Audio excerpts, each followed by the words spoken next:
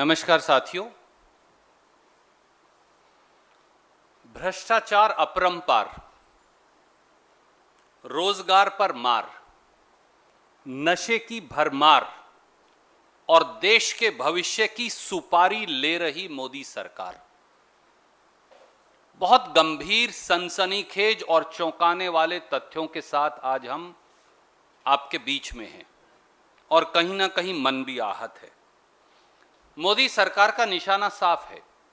देश की संपत्ति बेच देंगे, दुकानदारों और छोटे उद्योगों का धंधा चौपट कर देंगे, जो बचा उसे चंद कंपनियों को दे देंगे और देश के युवा को नशे की लत में धकेल देंगे। अब इन दो सनसनी खुलासों ने साफ कर दिया है कि मोदी सरकार ने देश के भविष्य को बेचने की सुपारी ले रखी है।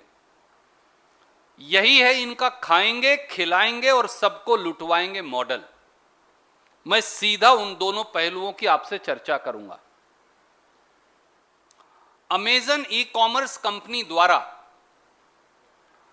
8,546 करोड़ रुपए की रिश्वत क्यों और किसे दी गई?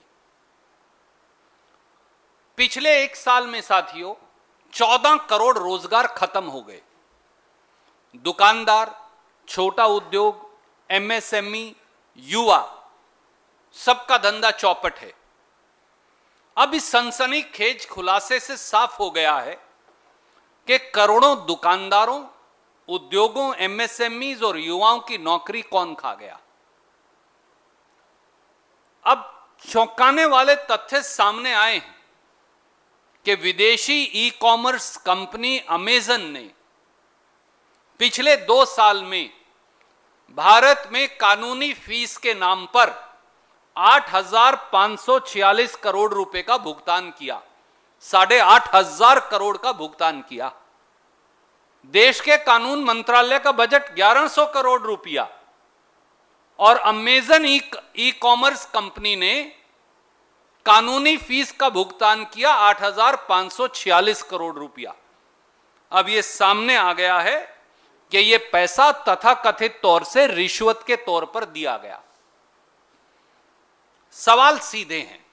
पहला सवाल, अमेजन द्वारा 8,546 करोड़ रुपए की रिश्वत भारत में किस अधिकारी और किस सफेदपोश राजनेता को दी गई? दूसरा सवाल, क्या यह रिश्वत मोदी सरकार में कानून और नियम बदलने के लिए दी गई ताकि छोटे छोटे दुकानदारों का धंधा चौपट हो जाए और अमेजन जैसी ई कॉमर्स कंपनी का धंधा चल सके? तीसरा सवाल, अमेजन की 6 कंपनियों ने मिलकर 8,546 करोड़ का भुगतान किया। इन कंपनियों का परस्पर रिश्ता क्या है? इन कंपनियों का किस किस और कंपनी से व्यावसायिक रिश्ता है और यह पैसा निकालकर किसको व किस प्रकार से भुगतान किया गया? चौथा सवाल, अमेरिका और भारत दोनों में लॉबिंग और रिश्वतखोरी दोनों कानूनी अपराध हैं। इन पर प्रतिबंध है, हम ये जानते हैं। तो फिर मोदी सरकार की नाक के नीचे 8,546 करोड़ रुपए की तथाकथित रिश्वत कैसे दे दी गई? पांचवां सवाल, क्या एक विदेशी ई कॉमर्स कंपनी द्वारा दी जाने वाली तथाकथित तौर से रिश्वत की इतनी बड़ी रकम अपने आप में राष्ट्रीय सुरक्षा से खिलवाड़ और समझौता नहीं? Can they compromise our system like this? छठा सवाल, प्रधानमंत्री नरेंद्र मोदी जी चुप क्यों हैं? क्या वो अमेरिका के राष्ट्रपति से आज ये कहेंगे, क्योंकि वहां पर भी यह अपराध है, कि अमेरिका की कंपनी अमेजन से के खिलाफ आपराधिक कार्रवाई अमेरिका की सरकार भी करे? और सातवां और आखिरी सवाल, क्या देश में इस सनसनीखेज और तथाकथित रिश्वत घोटाले की जांच सुप्रीम कोर्ट के सिटिंग जज से नहीं करवाई जानी चाहिए? क्योंकि बिल्ली को दूध की रखवाली नहीं बिठाया जा सकता। यह पैसा तो भारत सरकार में राजनीतिक सफेदपोशों और अधिकारियों को मिला, वही जांच कैसे करेंगे। और साथियों, अब मैं इससे भी बड़े दूसरी पहलू पर आपका ध्यान आकर्षित करूंगा। दुनिया का, देश का नहीं, दुनिया का सबसे बड़ा हेरोइन ड्रग्स घोटाला सामने आया है। 1,75,000 करोड़ रुपया, चौंकिए मत, 1,75,000 करोड़ रुपए के 25,000 किलो हेरोइन ड्रग्स कहां गए? 25,000 kilo. I am again repeating with a sense of responsibility. दोस्तों, हम सब ने देखा कि हाल में ही अडानी मुद्रा पोर्ट पर 3,000 किलो हेरोइन ड्रग्स, जिसकी कीमत 21,000 करोड़ रुपया आंकी गई, वो पकड़े गए। पर जो पकड़े नहीं गए वो क्या है? आज के समाचार पत्रों के मुताबिक अदानी मुद्रा पोर्ट गुजरात पर जून 2021 में भी इसी प्रकार 25 टन यानी 25,000 kilo heroin drugs semi cut telecom powder blocks के नाम से आए थे। वो भी आंध्र प्रदेश की उसी कंपनी के नाम से आए जिसने 3,000 किलो हेरोइन ड्रग्स भी अडानी मुद्रा पोर्ट से सेमी कट टेलीकॉम पाउडर के नाम से मंगाए थे। कंपनी भी वही है। इन 25,000 किलो हेरोइन ड्रग्स की कीमत 1,75,000 करोड़ रुपया है। और हेरोइन ड्रग्स की यह खेप अदानी मुद्रा पोर्ट पर आई और वहां से देश में चली गई, पकड़ी ही नहीं गई। आज ये 25,000 किलो हेरोइन ड्रग्स, जिसकी कीमत 1,75,000 करोड़ रुपया है, आज देश के युवाओं को नशे में नष्ट करने में लगी है। याद करिए, जुलाई 2021 में भी छोटी थी चाहे 354 किलो हेरोइन 2500 करोड़ की लागत की दिल्ली पुलिस ने भी पकड़ी थी। मई 2021 में भी दिल्ली पुलिस ने 125 किलो हेरोइन पकड़ी थी।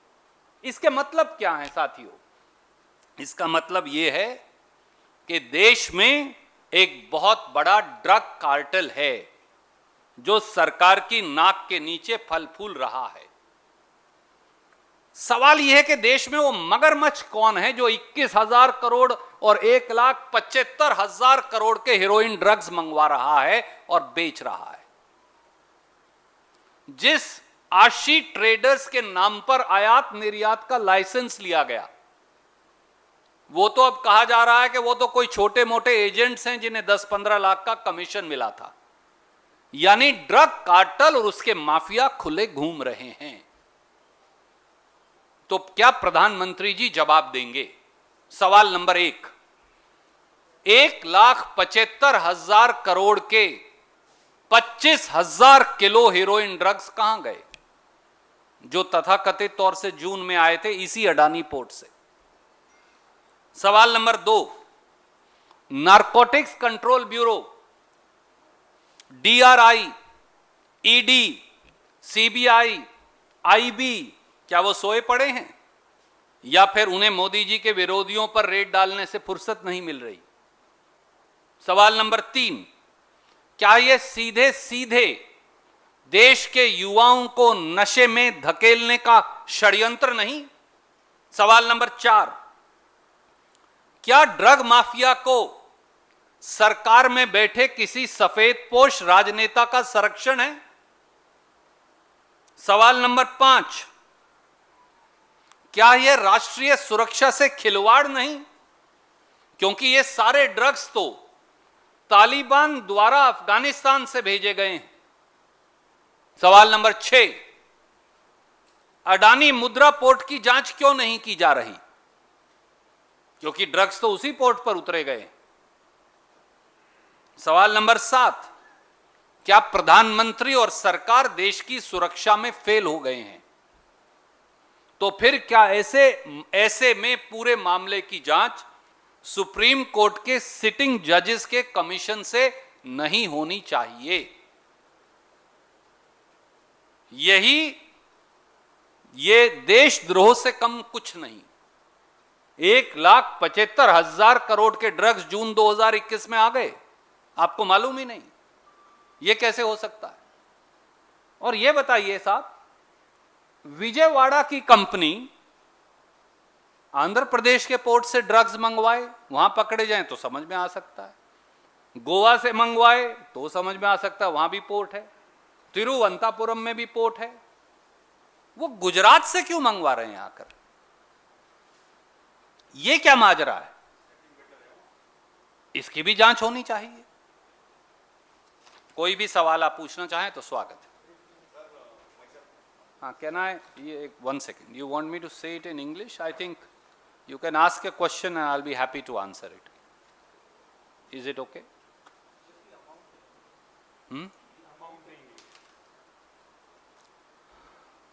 The layers of corruption, the unpardonable conspiracy of pushing India's youth into a cycle of drugs, the loss of crores of jobs,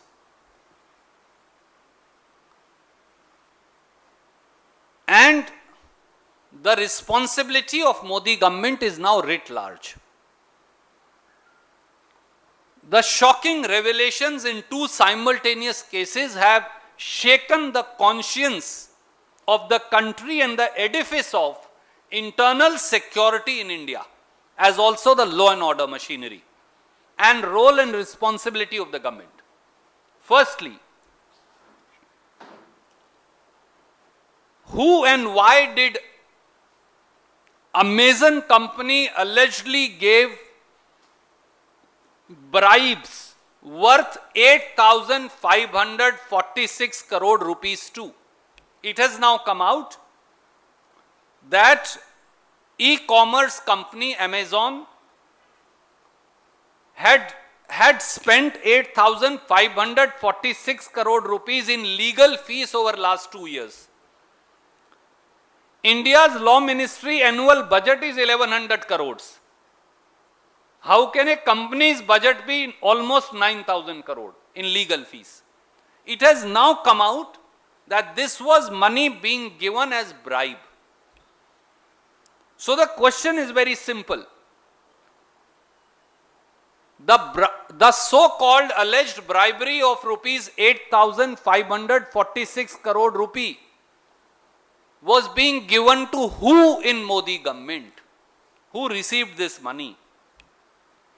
Was this money given to annihilate the trade and business of crores of small shopkeepers, small MSMEs and traders, so that companies like e-commerce company like Amazon could take away their businesses and livelihood? 6 companies of Amazon have paid this 8,546 crore rupees of alleged bribes. What is their interrelationship? Who did they trade with? What is their business relationship with many other companies? And how and why was this bribe being given? Will Prime Minister of India raise and demand from his US counterpart that criminal action be initiated in United States for alleged bribery against Amazon? Will Prime Minister of India answer that is this not a serious breach of national security? And considering that government has totally failed, should this matter not be investigated by a sitting judge of the Supreme Court of India? And the second scandal is even more scathing.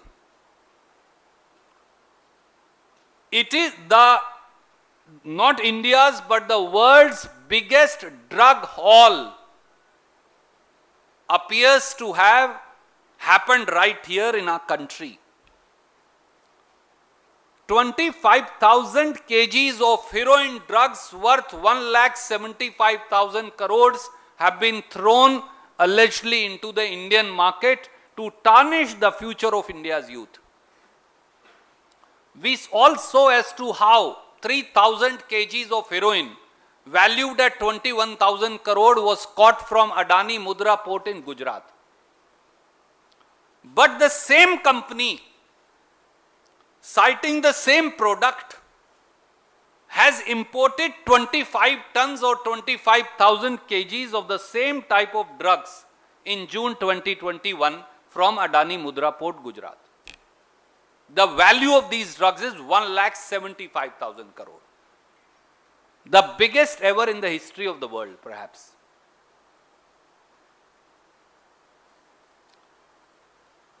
We have seen that the Ashi traders, which is allegedly whose import-export license was used, now the newspaper reports today suggest that they got 10 lakh odd rupees of commission. But who is the drug cartel? Why is a drug cartel prospering right under the nose of Shri Narendra Modi and Shri Amit Shah? Where have this 25,000 kgs of heroin worth 1,75,000 crore gone? Which politician in the country is giving protection to this drug mafia? Is this not pushing India's youth into the menace of drugs? Where are those drugs now? And is it not a breach of national security for these drugs came from and are connected to Taliban and Afghanistan? Why has Adani Mudra port not been investigated? And considering that Narcotics Control Bureau, DRI, ED, CBI, IB, Home Ministry, everybody was sleeping. How can the drugs then come in such large quantities? And should this matter now not be investigated by a special commission of sitting judges of the Supreme Court of India and a special SIT being put at their disposal? These are the questions. Thank you. You were. Please ask your question, my friend. Oh, no, this is a press conference. Yeah, let my friends from the media ask. Thank you. We'll give you an opportunity. आप लोग approach करेंगे किसी agency को या जैसे आप मांग कर रहे हैं सुप्रीम कोर्ट की निगरानी में, तो क्या कांग्रेस पार्टी, चूंकि बहुत गंभीर मामला है, खासतौर पे हीरोइन का जो मामला सामने आया है, तो क्या आप लोग अप्रोच करेंगे किसी एजेंसी को या सुप्रीम कोर्ट को? आदरणीय मित्र, ये दोनों मामले बहुत गंभीर हैं। एक विदेशी ई-कॉमर्स कंपनी तथाकथित तौर से 8,546 करोड़ की रिश्वत भारत सरकार को दे दे। स्वाभाविक तौर से ये आपको तो या मुझे तो नहीं दी गई, या किसी क्लर्क या चपड़ासी को भी नहीं दी गई। 9,000 करोड़ रुपया तो जो दिल्ली में सबसे ऊंचे ओहदे पर बैठे लोग हैं उन्होंने लिया होगा, और 1,75,000 करोड़ के ड्रग्स आ जाएं एक प्राइवेट पोर्ट से, अडानी मुद्रा पोर्ट गुजरात से, तो सरकार कहां है? ऐसा लगता है यहां तो बाढ़ ही खेत को खा रही है, और बिल्ली दूध की रखवाली नहीं, बिल्ली ने तो दूध पी लिया। तो न्याय कौन करेगा? और माफ कीजिए, ये कांग्रेस बनाम भाजपा नहीं, ये इस देश के युवाओं के भविष्य का सवाल है, इस देश के करोड़ों दुकानदारों के धंधे का सवाल है। अगर वो सब चौपट हो जाएगा तो फिर देश कैसे बचेगा? और अगर रक्षक भक्षक बन जाएंगे, देश चलाने वालों की नाक के नीचे या कहीं ना कहीं प्रत्यक्ष या परोक्ष संरक्षण में ऐसी ताकतें जो भारत विरोधी हैं वो फलती फूलती रहेंगी, तो क्या सत्ता में बैठे सत्ताधीश देशद्रोह के आरोपी नहीं? सवाल यह है। तो क्या आप लोग अप्रोच करेंगे सर? सवाल यह था कि क्या कांग्रेस की तरफ से एजेंसीज को या सुप्रीम कोर्ट को अप्रोच किया जाएगा दोनों मामलों की? मित्र, एजेंसियां एजेंसियां जब सोई पड़ी हैं और उनकी नाक के नीचे ये सब हो रहा है। एंटी करप्शन ब्यूरो क्या कर रहा था जब 8,600 करोड़ रुपए की तथाकथित रिश्वत दी जा रही थी? आईबी और सीआईडी, ईडी, डीआरआई वो क्या कर रहे थे जब ये सारी रिश्वत दी जा रही थी? 1,75,000 करोड़ की हीरोइन देश में आ रही थी, 25,000 किलो सेमीकट टेलीकॉम पाउडर के नाम पर। तो आपने 3,000 किलो पकड़ के तो वाहवाही कर दी, पर यह नहीं बताया इसी कंपनी ने 1 महीना पहले कि भैया 25,000 किलो मंगवा ली और देश में फेंक डाली है, और देश के युवाओं को जहर की खेती में धकेला जा रहा है। तो इसलिए अब प्रधानमंत्री को जवाब देना चाहिए सबसे पहले, अगला कदम उसके बाद होगा। मैम,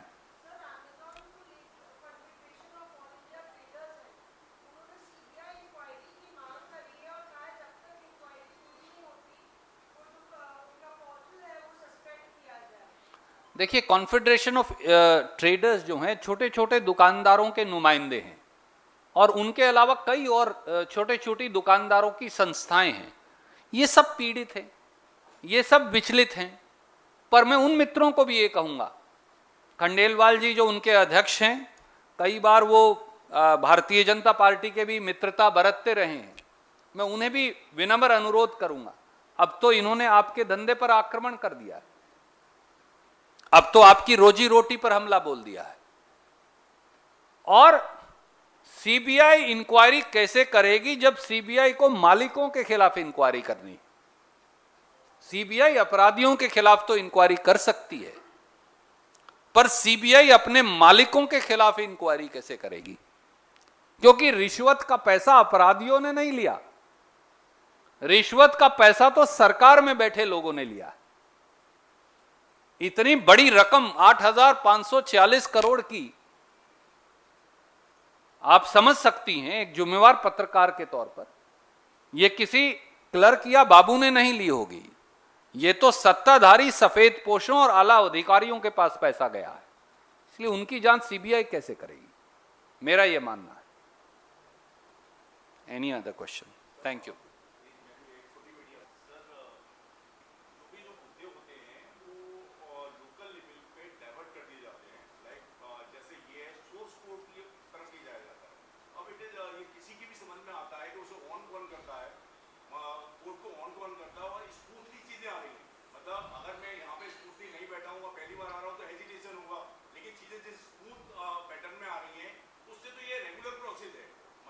आदरणीय मित्र, ये देश के हर नागरिक को सोचना पड़ेगा, ये राजनीतिक दलों का विषय नहीं।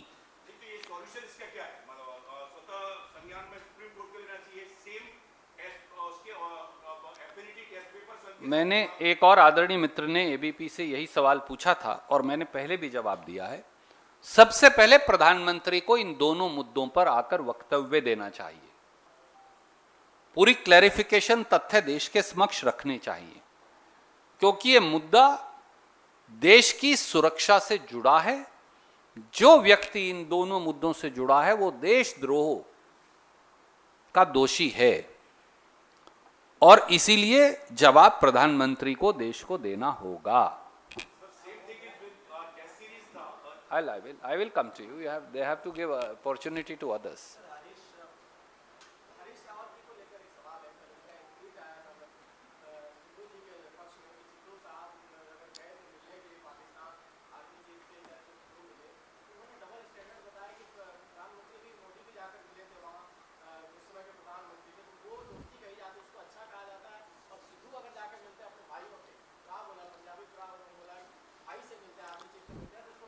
आदरणीय मित्र, जानबूझकर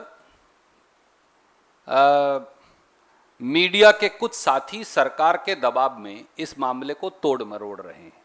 आप मुझे बताइए, उनकी भावना समझिए।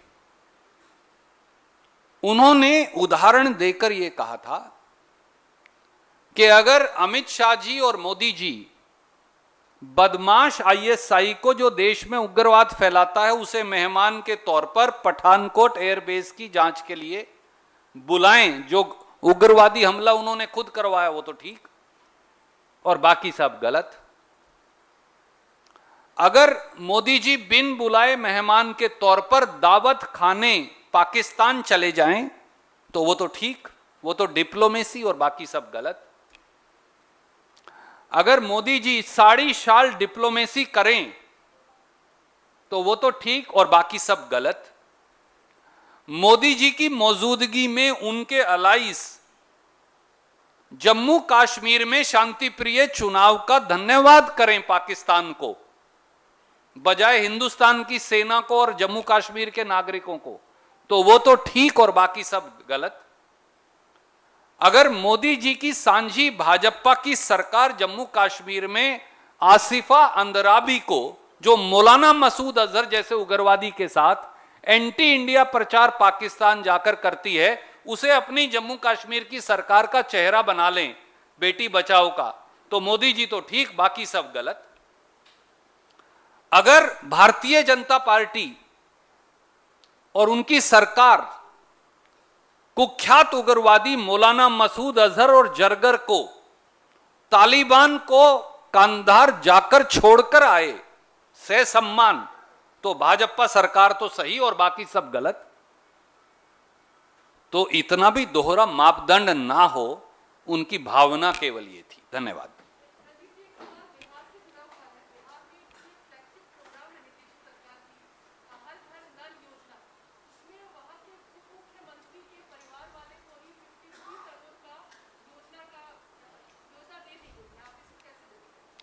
आदरणीय मित्र, भाजपा की कोई सरकार उठाकर देख लीजिए, रिश्वत की परतें खुलती जाएंगी। बिहार में जल नल योजना नहीं, हर घर नल योजना नहीं, हर नेता ठेकेदारी का ठेका योजना बन गई है। हर नेता ठेका योजना। आप मुझे बताइए, भाजपा के नेता, भाजपा के विधायक दल के नेता, वहां के उप मुख्यमंत्री तारकिशोर प्रसाद साहब की बहू, उन्हीं के जिले जहां की वो नुमाइंदगी करते हैं कटिहार, उनके ब्रदर इन लॉ, उनके साथियों को 36 ठेके 56 करोड़ रुपए के दिए गए। और मोदी जी और नड्डा साहब और नीतीश बाबू कह रहे हैं सब ठीक है। क्या ऐसे उप मुख्यमंत्री को एक दिन भी पद पर बने रहने का अधिकार है? तारकिशोर प्रसाद साहब को इस्तीफा देना चाहिए या उन्हें पद मुक्त करना चाहिए? हुआ क्या है? हर घर नल योजना के तहत जो सामने सनसनीखेज खुलासा आया है वो ये है कि 2019-20 में 36 प्रोजेक्ट्स वो 9 पंचायतों में कटिहार जिले की पूजा कुमारी, जो उनकी पुत्र वधू हैं उप मुख्यमंत्री की, और जिनका पता और उप मुख्यमंत्री का पता एक है, उनका दोनों का पता है जेबी निकेतन, गेराबाड़ी रोड, मिर्चियावाड़ी चौक, कटिहार। उप मुख्यमंत्री का भी वही पता है, पुत्र वधू का भी वही पता है। उनको ये सारे ठेके दे दिए गए। इनकी कंपनी है एक और, Deep Kiran infrastructure private limited, जिसमें उनके brother in law Pradeep Kumar Bhagat और उनकी पत्नी किरण भगत जो हैं डायरेक्टर हैं, मालिक हैं, उनको ठेके दे दिए गए। एक और उनकी कंपनी है जीवन श्री इंफ्रास्ट्रक्चर प्राइवेट लिमिटेड, जिसमें तारकिशोर प्रसाद जी के सहयोगी प्रशांत चंद्र जायसवाल, ललित किशोर प्रसाद और संतोष कुमार डायरेक्टर हैं, उन्हें भी ठेके दे दिए गए। और कमाल की बात देखिए, भारतीय जनता पार्टी कह रही है कि यह सब ठीक है। वो कह रहे हैं कि यह दुरुस्त है, सही है। क्या यह कॉन्फ्लिक्ट ऑफ इंटरेस्ट नहीं? क्या इसके बाद उप मुख्यमंत्री को एक सेकंड भी अपने पद पर बने रहने का अधिकार है? क्या तारकिशोर प्रसाद साहब का उप मुख्यमंत्री पद से इस्तीफा नहीं होना चाहिए? क्या जेपी नड्डा जी को उनका इस्तीफा नहीं लेना चाहिए? क्या मोदी जी और अमित शाह जी को आगे बढ़कर भ्रष्टाचार के विरोध में नहीं बोलना चाहिए? क्या नीतीश कुमार जी को सांप क्यों सूंघ गया है? वो क्यों मुंह पर पट्टी लगाए बैठे हैं? क्या उन्हें कार्रवाई नहीं करनी चाहिए? भारतीय जनता पार्टी का नाम अब भयंकर घोटाला पार्टी रख देना चाहिए बदलकर, ऐसा लगता है। धन्यवाद।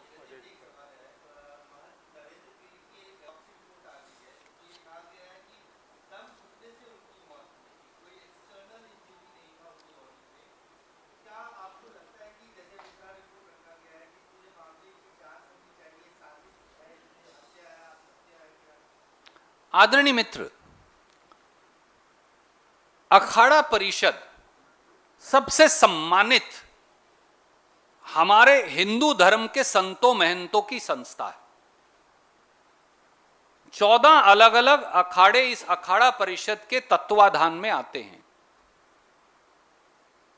महंत नरेंद्र गिरि जी, उनका अपना एक विशेष स्थान और सम्मान रहा है। जिस तरह से रहस्यमय परिस्थिति में महंत जी की मृत्यु हुई, यह अपने आप में इसमें से एक षड्यंत्र की बू आती है। यह मैं नहीं कह रहा, महंत धर्मदास जिनका सब सम्मान करते हैं, उन्होंने आज सुबह यह कहा कि यह आत्महत्या नहीं हत्या है। यह मैं नहीं कह रहा। वेदांती जी जो भारतीय जनता पार्टी के भी सांसद रहे हैं, उन्होंने ये कहा कि ये आत्महत्या नहीं हत्या है। क्या भारतीय जनता पार्टी की सरकार और एक ऐसा व्यक्ति जो भगवा पहनने का ढोंग रचता है, आदित्यनाथ जी, उनके चलते उत्तर प्रदेश के सारे संत और महंत, हमारे सम्मानित साधु अपने आप को असुरक्षित महसूस नहीं कर रहे? क्या यह हत्या है या आत्महत्या? इस षड्यंत्र की जांच नहीं होनी चाहिए? क्या वो सुइसाइड नोट जिसमें कई जगह लिखा और मिटाया गया है और उसमें कई तथ्य चौंकाने वाले और सनसनीखेज हैं, यह पूरा मामला पर्दा डाल देना चाहिए जैसे आदित्यनाथ जी कर रहे हैं, या इसकी जांच होनी चाहिए? और क्या मुख्यमंत्री आदित्यनाथ जी बताएंगे कि महंत जी ने आदित्यनाथ सरकार से और अखाड़े परिषद की ओर से कोई पत्राचार किया था? क्या किसी ने महंत जी की गाड़ी को टक्कर मारकर उन्हें शारीरिक तौर से नुकसान पहुंचाने का प्रयास किया था? क्या ये सारे तथ्य एक आदरणीय महंत और संत की मृत्यु को संदेह के घेरे में नहीं ला देती? और भारतीय जनता पार्टी की सरकार इस पूरे मामले पर पर्दा डालने के लिए विचलित क्यों है? अगर भगवा पहनने वाले साधु सुरक्षित नहीं, तो फिर आदित्यनाथ जी को सत्ता में बने रहने का अधिकार नहीं। ये कुछ बातें हैं जिनका जवाब मुख्यमंत्री और जेपी नड्डा साहब को, प्रधानमंत्री और अमित शाह जी को देना चाहिए। धन्यवाद।